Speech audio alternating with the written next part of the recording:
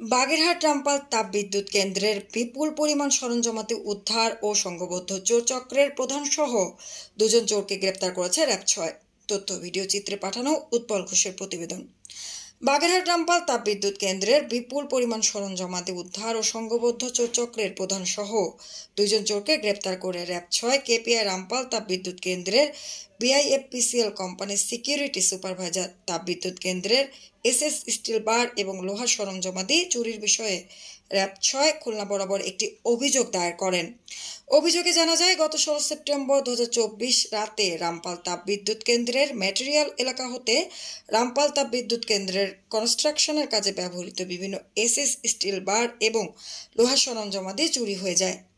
উক্ত অভিযোগের ভিত্তিতে র্যাব-৬ এক প্রেস বিজ্ঞপ্তিতে জানান, খুলনার একটি আভিযানিক দল ছায়াতদন্ত শুরু করে এবং চুরিকৃত মালামাল উদ্ধার ও উক্ত চুরির সাথে জড়িত আসামিদেরকে গ্রেপ্তারের লক্ষ্যে অভিযান অব্যাহত রাখে।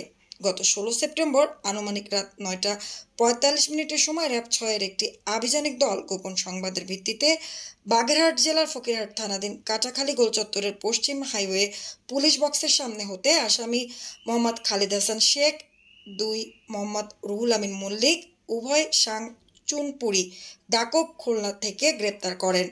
এ সময় তাদের নিকট হতে চুরিকৃত মালামাল লোহার সরঞ্জামাদি 4020 কেজি এসএস স্টিল বার, 1045 কেজি তামার তার 2 কেজি আর আনুমানিক মূল্য 3,70,200 টাকা এবং চুরির মালামাল বহনে ব্যবহৃত একটি মিনি ট্রাক উদ্ধার করা হয়।